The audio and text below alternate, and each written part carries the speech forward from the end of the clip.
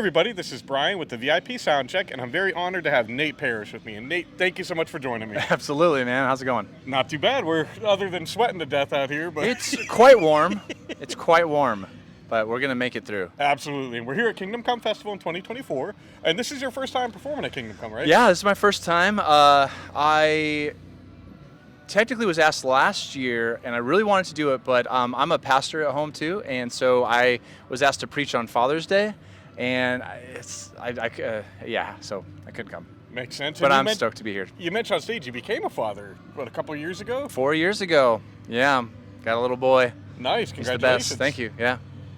So you're from Bakersfield, California, correct? Yep, Bakersfield, California. That's known, obviously, for, like, country music, Dwight Yoakam. Buck Owens. We have Dirt. It's dirt and it's hot, and corn. There you go. There you go. I actually love Bakersfield though. The people there are super nice, and yeah, they're very cool. Cool.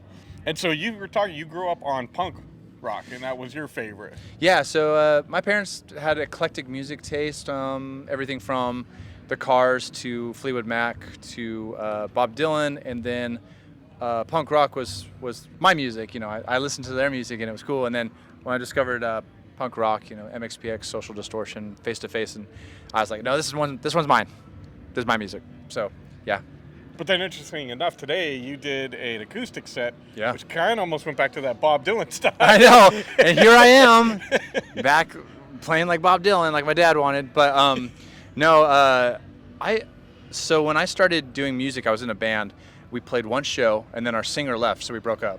So I was super bummed, but I wanted to keep doing music, but I was like traumatized from being in a band. So I bought an acoustic and started playing shows acoustically because, like, at least I know that band member is going to show up because it's me.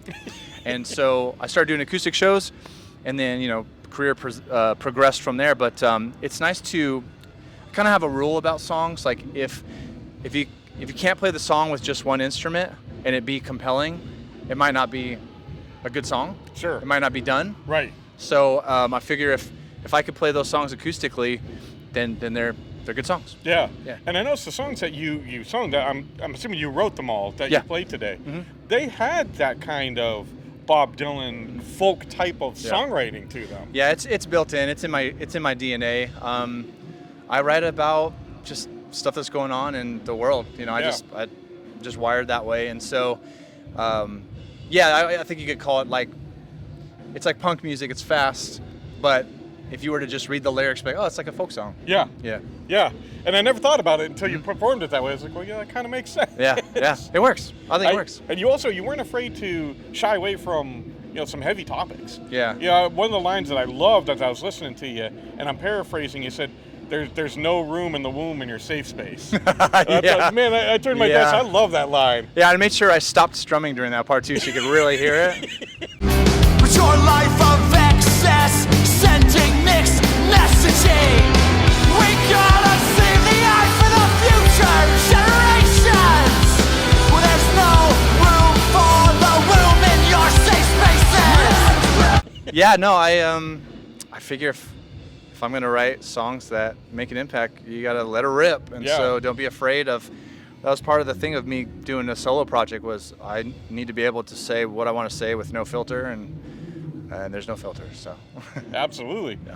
Now, obviously, you mentioned that you're a pastor. Mm-hmm. Obviously, we're here at a Christian festival. How do you utilize what God has given you, the talent, to serve Him first and foremost?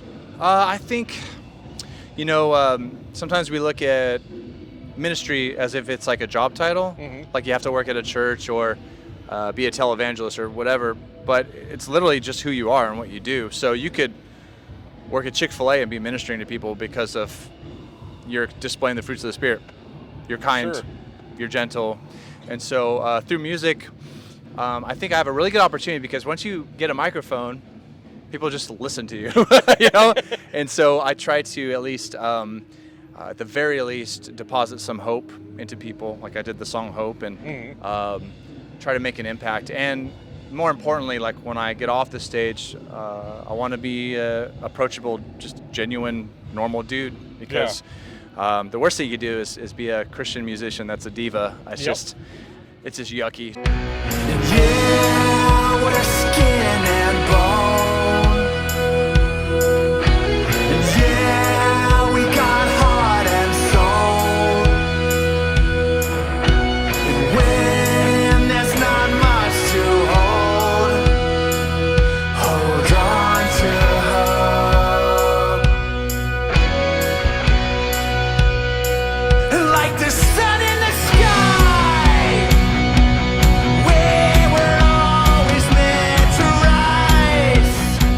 So I think for me, it's more honestly about what I do when I'm just standing around, walking around, and talking to people. Sure. So the music kind of opens up the doors for you. It opens the doors, essentially. Yeah. Perfect.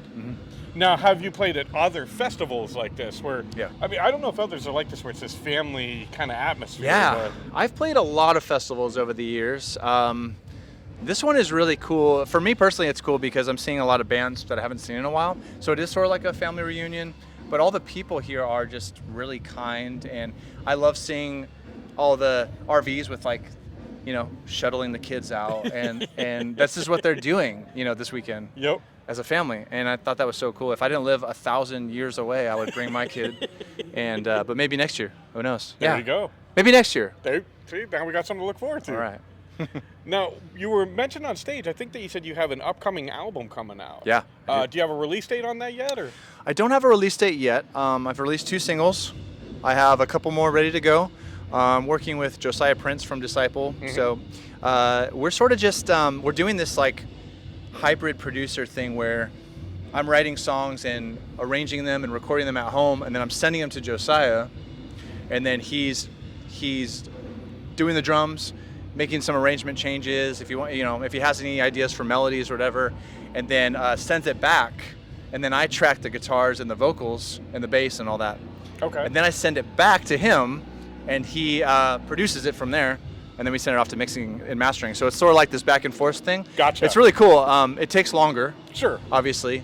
But we've been working on it for about really perfect it. You can take your time, and for me, it's like I can release a song every couple months and like let it breathe, you know, and then release the album. So it'll come out.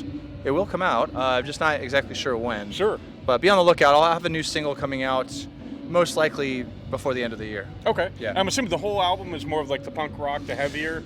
Yeah, it's I would categorize it as punk rock, but there's I'm trying a few new things. I'm not deviating too much. It's not, you know, it's not an EDM album or anything, but it's You're still not going Buck Owens country with it? I'm really not.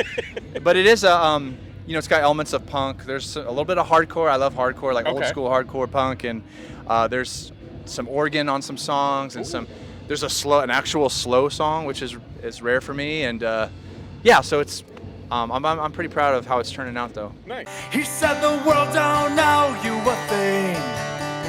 It's good to work for what you have. Get you a backbone of steel, but don't forget how to feel. These are the things my father taught me, and these are the things that made me who I am. Be a man of few words, 'cause there's enough noise in the world. Yeah. Have you ever thought about, because it was received so well with you doing the acoustic, have you thought about releasing those?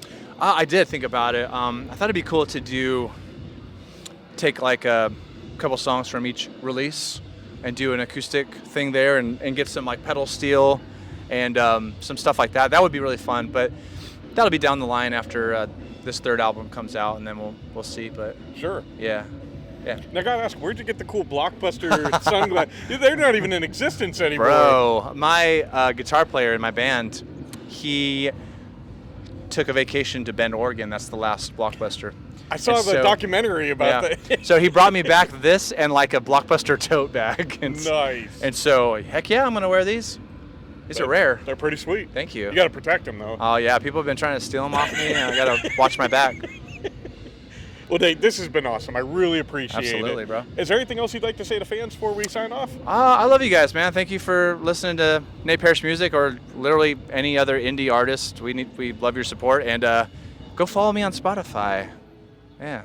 There you go. And I'll be sure to put all those links down below so it's easy to find them. Yep. You're going to love the music. And again, Nate, thank you so much. You got it, man. And as always, I want to thank you guys for spending this time with me. I love you all. God bless, and rock on.